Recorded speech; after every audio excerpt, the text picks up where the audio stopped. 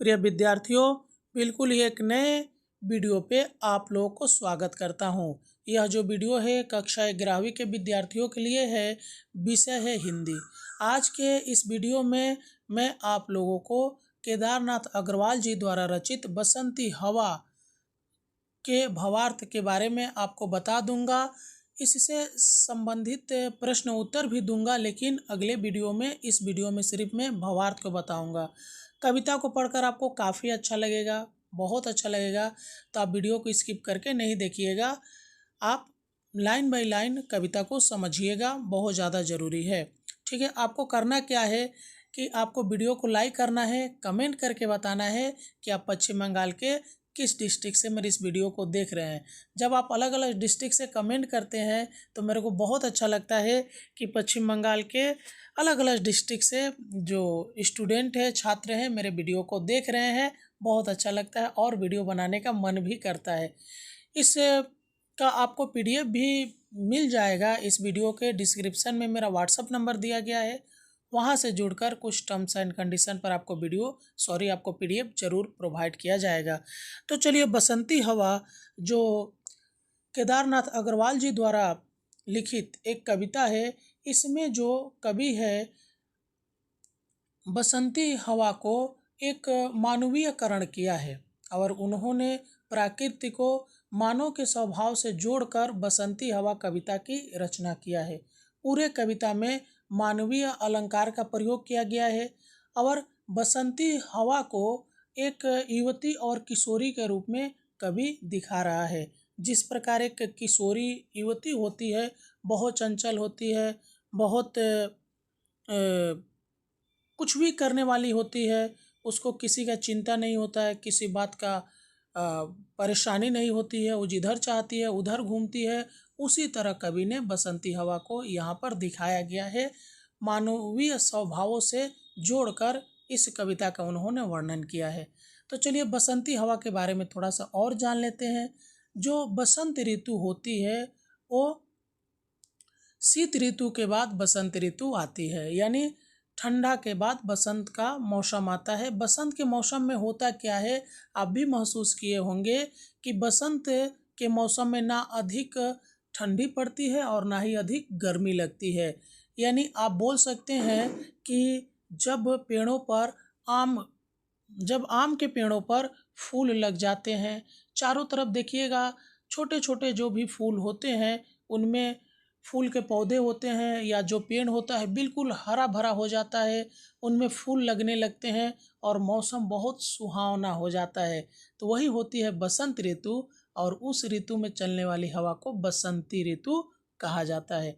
मौसम बहुत सुहावना होता है, खुशनुमा होता है, बहुत प्यारा लगता है, ना अधिक ठंडा लगता है ना अधिक गर्मी लगती है, बहुत शानदार मौसम होता है। और एक बता दूं, बसंत ऋतु को ऋतुओं का राजा भी कहा जाता है। हर कोई खुश होता है, कोयल कूँ करती है, अपने कूँ से सबको आनंदित करती है। बहुत ही सुहावना मौसम होता है बसंती ऋतु। तो चलिए, हम लोग बसंती हवा जो केदारनाथ अग्रवाल जी द्वारा रचित एक बहुत ही मानवीय अलंकार के द्वारा इसको रचना किया गया है। पूरे कविता में मानवीय अलंकार का प्रयोग किया गया है, मनुष्य के मानव के स्वभावों से जोड़कर इसको लिखा गया है, दिखाया गया है। उसको हम लोग शुरू करते हैं। देखिए, बसंती हवा जो बसंत ऋतु में चलने वाली हवा होती है वो क्या कहती है। हवा हूँ हवा में बसंती हवा हूँ, सुनो बात मेरी अनोखी हवा हूँ, बड़ी बावली हूँ बड़ी मस्त मौला। यानी बसंती हवा कहती है कि मैं बसंती हवा हूँ, सुनो बात मेरी, मेरी बात को सुनिए, अनोखी हवा हूँ, बहुत ही विचित्र हवा हूँ, बहुत ही महत्वपूर्ण हवा हूँ मैं। क्यों महत्वपूर्ण हूँ? क्योंकि बसंत ऋतु में जब हवा चलती है तो देखिएगा, जो बहुत ही अच्छा और सुहावना लगता है हवा। क्योंकि गर्मी में तो जो हवा चलती है, लू चलता है, बहुत ज़्यादा गर्मी लगता है, और ठंडी के समय जो हवा चलती है वो बहुत ही ज़्यादा ठंडा लगता है और बदन को, पूरे शरीर को कुकड़ा देने वाली हवा होती है। हम लोग को बहुत ठंडा लगता है, लेकिन बसंती हवा जब चलती है तो ना आपको ठंडा लगता है ना आपको गर्मी लगता है, बहुत ही अच्छा लगता है। इसीलिए उसने बोला कि मैं अनोखी हवा हूँ, बड़ी बावली हूँ, बड़ी मस्त मौला। बावली का मतलब है कि मैं पागल हूँ, ठीक है। पागल माने मेरे को बहुत ज्ञान नहीं है, मैं जो हूँ बावली हूँ, बड़ी मस्त मौला, और बहुत मस्ती से रहती हूँ, बहुत आनंदित होकर, बहुत खुश होकर रहती हूँ, ठीक है। आगे देखिए, नहीं कुछ फिक्र है, बड़ी ही निडर हूँ, जिधर चाहती हूँ उधर घूमती हूँ, मुसाफिर अजीब अजीब हूँ अजब हूँ। बसंती हवा कहती है कि मेरे को किसी बात का कोई फिक्र नहीं है, कोई चिंता नहीं है, बड़ी ही निडर हूँ, मेरे को किसी भी चीज़ का कोई डर नहीं है, मेरे को जिधर मन करता है उधर घूमती हूँ, मुसाफिर अजीब हूँ। मुसाफिर अजब हूँ माने मुसाफिर का मतलब होता है राहगीर। जब कोई व्यक्ति, जब कोई मनुष्य, मानव एक जगह से दूसरे जगह पे जाता है तो उसको मुसाफिर कहा जाता है। तो बोला अजब हूँ मुसाफिर में, न घर बार मेरा, न उद्देश्य मेरा, न इच्छा किसी की, न आशा किसी की, न प्रेमी न दुश्मन, जिधर चाहती हूँ उधर घूमती हूँ, हवा हूँ हवा में बसंती हवा हूँ। फिर बसंती हवा बोलती है कि देखिए मेरा कोई घर बार नहीं है और ना ही मेरा कोई उद्देश्य है। जैसे हम लोग के जीवन में एक उद्देश्य होता है, हम कहीं पर भी जाते हैं, अगर अपने शहर को छोड़कर दूसरे शहर में जा रहे हैं, गांव में जा रहे हैं, तो कोई उद्देश्य लेकर जाते हैं, काम करने के लिए जाते हैं, अपने रोजगार के लिए जाते हैं, अपने जीविकोपार्जन के लिए जाते हैं, व्यापार के लिए जाते हैं, ठीक है।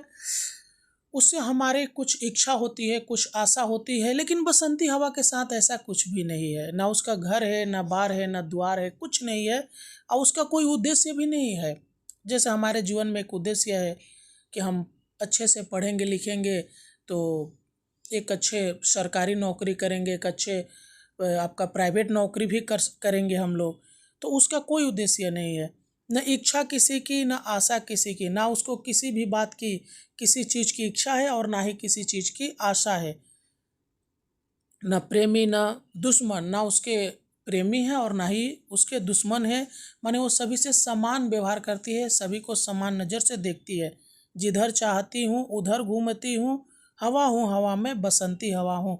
बसंती हवा जिधर चाहती है उधर घूमती है। अभी तक आप वीडियो को लाइक नहीं किए हैं तो लाइक करिए, कमेंट करके बताइए कि पश्चिम बंगाल के किस डिस्ट्रिक्ट से मेरे वीडियो को देख रहे हैं। चैनल को सब्सक्राइब करके रखिएगा, आपको सेमेस्टर 3 और 4 में भी काफ़ी मदद मिलेगा। जहाँ से चली मैं जहाँ को गई मैं, शहर गांव बस्ती नदी रेत निर्जन, हरे खेत पोखर झुलाती चली मैं, झुमाती चली मैं, हवा हूँ हवा में बसंती हवा हूँ। फिर बसंती हवा कहती है कि जहाँ से चली मैं जहाँ को गई, मैं जहाँ से चली और जहाँ पर भी गई, चाहे शहर हो, गांव हो, बस्ती हो। शहर माने जहाँ पे हम लोग पश्चिम बंगाल में कोलकाता, ये जो शहर है, गांव भी है जहाँ पे थोड़ा कम लोग रहते हैं, बस्ती जहाँ पे कम बस्तियाँ होती है, जहाँ पे कम लोग निवास करते हैं, नदी आप समझ ही रहे हैं, रेत रेत माने बोला जाता है जो जहाँ पे बालू होता है, ये नदी के किनारे पर ही बालू होता है, उसको रेत बोलते हैं। निर्जन निर्जन माने जहाँ पे कोई निवास नहीं करता है, सुनसान जगह होता है। हरे खेत पोखर, खेत के बारे में आप समझ ही रहे हैं, धान की खेती होती है पश्चिम बंगाल में सबसे ज़्यादा, और भी चीज़ों की खेती होती है। पोखर पोखर माने तालाब, पश्चिम बंगाल में तो बहुत सारे तालाब है। झूलाती चली मैं झूमाती चली मैं, माने सबको मैं झूलाते हुए झूमाते हुए एकदम चली जाती हूँ, हिलाते हुए।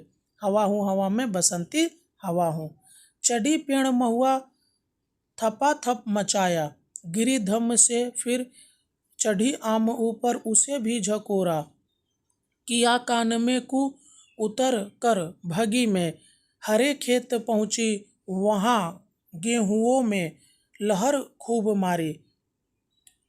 बसंती हवा कहती है, जो पूरे कविता में मानवीय अलंकार का प्रयोग किया गया है। बसंती हवा कहती है कि उसके बाद मैंने क्या किया कि महुए के पेड़ पर चढ़ा, यानी महुआ एक पेड़ होता है जिससे शराब भी बनाया जाता है और भी विभिन्न तरह की औषधियाँ भी बनाई जाती है। महुआ का पेड़ ना थोड़ा मजबूत होता है, ठीक है, वो हवा हवा में जल्दी हिलता नहीं है। तो जब बसंती हवा उस पर चढ़ी है तो उसे हिलाने का प्रयास की है, थपाथप माने उसको मारी है, पीटी है और हिलाने का प्रयास की है, लेकिन वो हिला नहीं है, गिरी धम्म से। अब नहीं हिला है तो अचानक वो गिर गई है उसको हिलाने के फिराक में। उसके बाद क्या की है, चढ़ी आम ऊपर, और उसके बाद वो आम के ऊपर चढ़ी है, ठीक है, उसे भी झकोरा और आम के भी पेड़ को क्या की है, झकोरी है। आम का पेड़ जो होता है थोड़ा क्या होता है, नरम होती है उसकी डालियाँ, उसे वो झकोर दी है। किया कान में कू। और आम के पेड़ों पे आप देखिएगा बसंत ऋतु में कि कोयल होती है, बैठी रहती है और कू कू करती है, तो उसके कान में उसने भी कू किया, माने उसका भी उसने मस्ती किया कोयल के साथ भी। उतर कर भगी में हरे खेत पहुंची, वहाँ गेहूँओं में लहर खूब मारी। फिर वहाँ से उतरी है और दौड़ कर भागी है, गेहूँओं के खेत में भागी है, और गेहूँओं को खेत को भी खूब उसने हिलाया है, खूब उसने झुलाया, उसके खूब लहर मारी है गेहूँओं के खेत में पहुँचकर। पहर दोपहर क्या अनेकों पहर तक इसी में रही मैं। अब बसंती हवा को बहुत अच्छा लगा गेहूँओं का खेत, क्योंकि वो बहुत झूम रहे थे, बहुत झकोरा खा रहे थे, लहर खा रहे, तो ये देखकर बहुत अच्छा लगता है। जो भी छात्र गांव से जुड़े होंगे और गेहूं के खेत देखे होंगे तो उसमें देखेंगे जब हवा चलता है ना, वो देखने से बहुत शानदार लगते हैं, बहुत दृश्य मनमोहक होता है, आप उसको देखकर आनंदित हो जाएंगे, बहुत अच्छा लगता है। तो बसंती हवा बोले कि मैं यहाँ पे पहर दो पहर क्या अनेकों पहर रही मैं। पहर जो होता है 3 घंटे का होता है, तो वो सिर्फ पहर या 2 पहर ही नहीं रही है, बहुत पहर रही है वहाँ पे, ठीक है। खड़ी देख अलसी लिए शीश कलसी, मुझे खूब सूझी हिलाया झुलाया, गिरी पर न कलसी। अब वहाँ पर एक अलसी का पेड़ उसने देखा, ठीक है, और फिर वो वहाँ पे चली गई है और उसे भी खूब हिलाया डुलाया है, लेकिन उसके ऊपर जो कलसी यानी यहाँ पे अलसी का जो फूल है उसको कलसी बोला गया है, वो उससे गिरा नहीं है। बहुत हिलाने डुलाने के बाद भी वो जो कलसी का अलसी का जो फूल है वो नहीं गिरा है।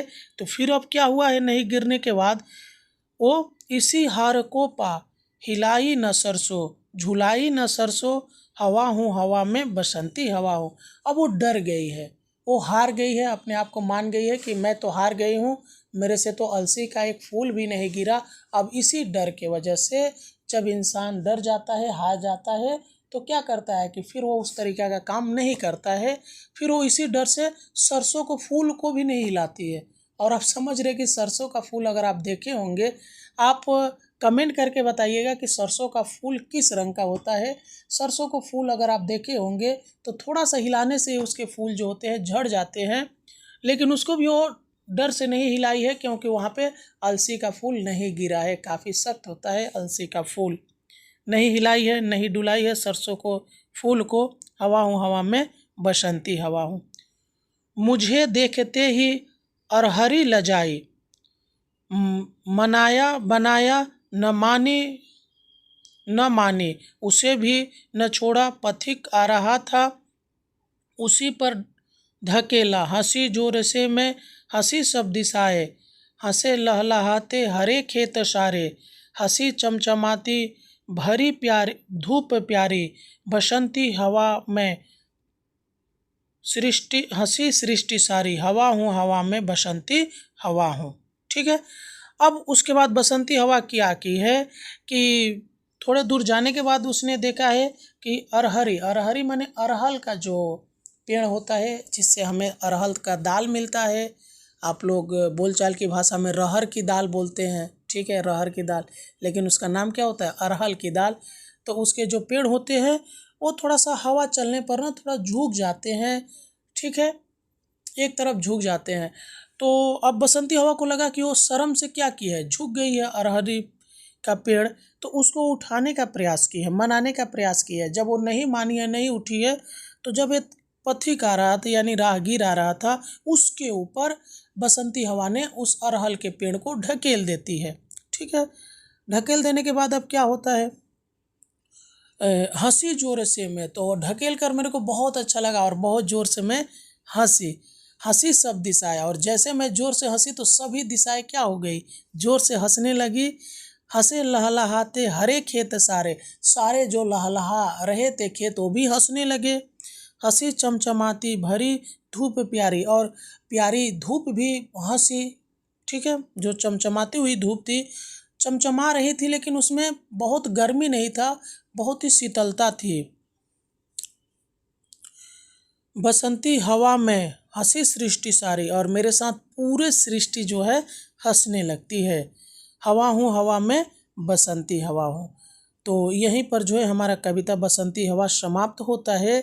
आपको यह जो भावार्थ था कैसा लगा? अगर आपको नहीं समझ में आया होगा तो कमेंट करके ज़रूर बताइएगा।